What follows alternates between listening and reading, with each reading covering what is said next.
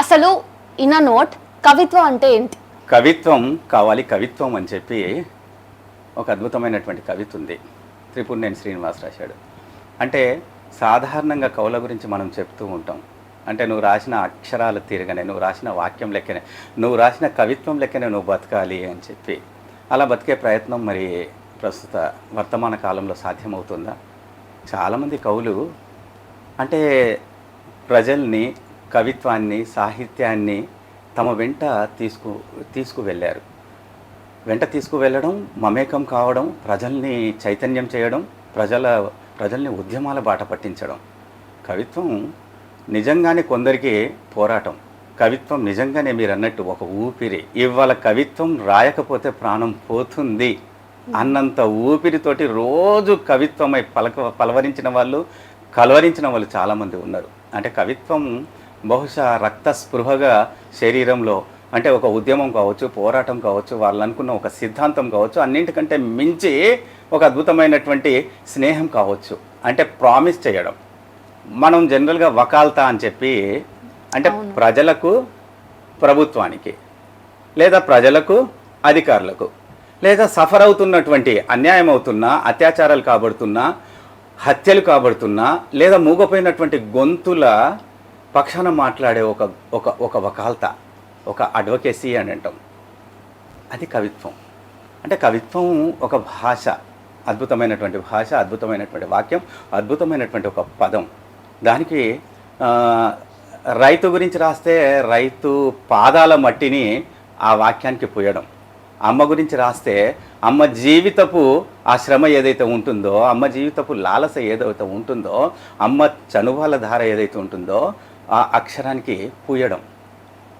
కాబట్టి విప్లవం గురించి రాస్తే విప్లవాన్ని కవిత్వం చేయడం, ఉద్యమాల గురించి రాస్తే ఉద్యమాన్ని కవిత్వం చేయడం. అంటే కవిత్వానికి ఒక శక్తిని తీసుకొని రావడం, తన జీవితాన్ని మించి ఒక ప్రాణం పోయడం, ప్రాణ ప్రతిష్ఠ చేయడం, రక్తస్పృహ చేయడం అని చెప్పి జనరల్గా మనం వింటూ ఉంటాం. కాబట్టి త్రిపురనేని శ్రీనివాస్ అద్భుతమైనటువంటి జర్నలిస్ట్, శ్రీశ్రీ తర్వాత, కె శివారెడ్డి గారి తర్వాత కవిత్వాన్ని ఒక కొత్త ఊపు, కొత్త చైతన్యాన్ని ఇచ్చినటువంటి వ్యక్తి త్రిపురనేని శ్రీనివాస్.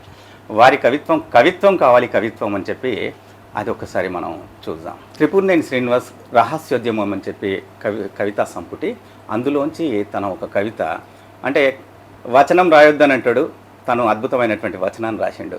కవిత్వం కావాలి అంటాడు, అద్భుతమైనటువంటి కవితను ఇవాళ సాహిత్యానికి ఇచ్చాడు. కవిత్వం కావాలి కవిత్వం, అక్షరం నిండా జలజలలాడిపోయే కవిత్వం కావాలి కవిత్వం.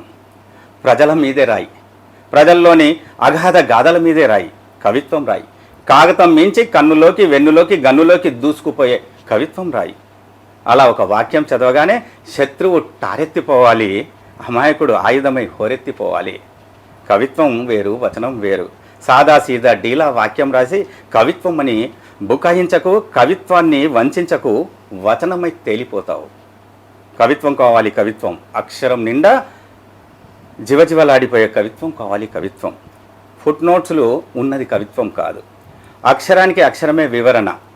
అదో జ్ఞాపకాలు ఎందుకు, చివరాకరణ బ్రాకెట్లు పెట్టేది కవిత్వం కాదు. స్వానుభూతికి సహానుభూతే సహానుభూతి. కుండలీకరణాలు ఎందుకు, అక్కడికక్కడే వాడి గుండె చీల్చి బూజు దులపాలి, దబాయించాలి, ఘన్మని పేలాలి, కవిత్వమై కాచుకో అనాలి. తుప్పల్ తెప్పల్ మాటలు రాల్చి కవిత్వమని మొరాయించకు, కవిత్వాన్ని వంచకు, వచనమై తేలిపోతావు. కవిత్వం కావాలి కవిత్వం, అక్షరం నిండా కోకోలాడిపోయే కవిత్వం కావాలి కవిత్వం. జ్ఞాపకాల లోయల్ని తవ్వకు, అయ్యో పాపం అనకు, సాగదీసిన సానుభూతి వాక్యాలొద్దు, జాలి జాలి ఏడుపు మొహం డ్రామాలొద్దు. అతడి ఛాతి మీద ధాటిగా 2 నమ్మకాల్ని రాయి. ధైర్యంగా, శౌర్యంగా అతన్నొక వీరుణ్ణి చెయ్యి, కవిత్వమై అతడికి కాపలాకాయి. చెత్తల్ బుట్టల్ మాటలు రాల్చి కవిత్వం అని ఘీంకరించకు, కవిత్వాన్ని వంచకు. కవిత్వం కావాలి కవిత్వం, అక్షరం నిండా కలకల్లాడిపోయే కవిత్వం కావాలి కవిత్వం అని చెప్పి రహస్యోద్యమం కవితా సంపుటిలో శ్రీశ్రీ గారు రాసినటువంటి ఈ అద్భుతమైన కవిత ఇవాళ చాలామంది నాలికల మీద తేలియాడుతున్నటువంటి ఒక అద్భుతమైనటువంటి వచన కవిత.